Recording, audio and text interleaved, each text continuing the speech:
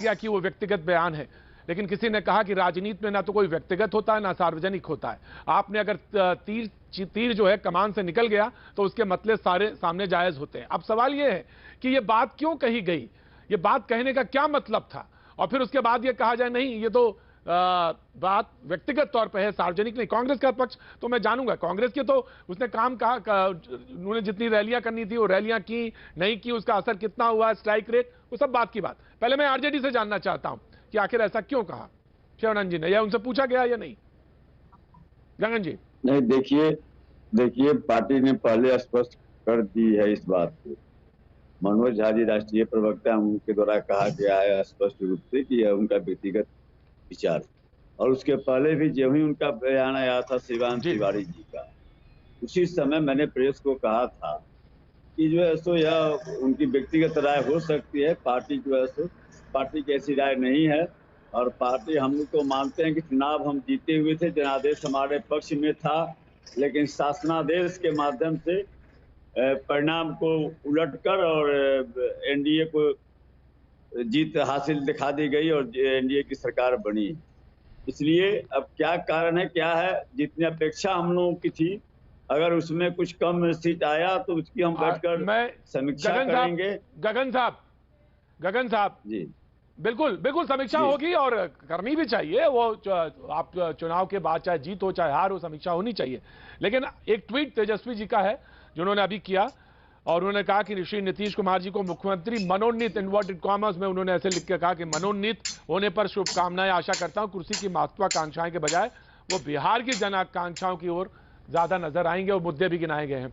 मैं ये जानना चाहता हूं कि इन्वर्टेड कॉमर्स में आखिर क्यों ये बात, और दूसरी बात ये कि लोकतंत्र में तो जीत हो गई तो उसके बाद तो जाना चाहिए, और वो बहुत अच्छा चुनाव लड़े तेजस्वी, उसके बावजूद इतनी दूरी क्यों? नहीं, लोकतंत्र में लोकतांत्रिक तरीका से न होगा, जो संवैधानिक प्रक्रिया है उसके तहत होगा।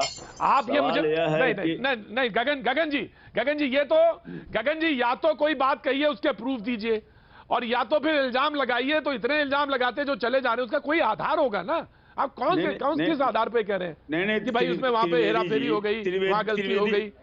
नहीं, त्रिवेदी जी, बगैर आधार के आरोप नहीं लगाया जा रहा है। आप देख लीजिए, इलेक्शन कमीशन का जो नियम है उसमें पोस्टल बैलेट की गिनती पहले होती, पोस्टल बैलेट की गिनती बाद में की गई, पहली बात। दूसरी बात, बड़े पैमाने पर पोस्टल बैलेट को रद्द कर दिया गया। पोस्टल बैलेट जो शिक्षित हैं, जो शिक्षक हैं या कहीं सरकारी कर्मी हैं, उन्हीं को पोस्टल बैलेट दिया जाता है, जिनको मतदान कार्यों में लगाया गया है, और उनके पोस्टल बैलेट के माध्यम से वो अपने मत का प्रयोग करते हैं। अब आप सोच सकते हैं कि 1,000 पोस्टल बैलेट रद्द हो जाए, यह तो बहुत आश्चर्य की बात है कि एक पढ़ा लिखा आदमी जो सब समझता है, जिसके ऊपर जिम्मेवारी है चुनाव करवाने की। चितरंजन जी आप बहुत अच्छे प्रवक्ता हैं, आप बहुत अच्छे नेता हैं। जो समीक्षा करिएगा तो इस बात की भी समीक्षा जरूर करिएगा कि जरूर करिएगा, आप जरूर करिएगा चितरंजन जी। नहीं वो अलग बात है, वो मसला अलग है। लेकिन चितरंजन जी आप इस बात का जरूर मूल्यांकन करिएगा कि आखिर ये जो बात आप कह रहे हैं इसके पीछे कितनी तर्क संगत है। आलोक जी वहां मौजूद हैं। आलोक जी, मैं बीजेपी के पास जाऊं उससे पहले मैं आपको मौका देना चाहता हूं, मैं आपसे बात आना चाहता हूं। मैं इस बात का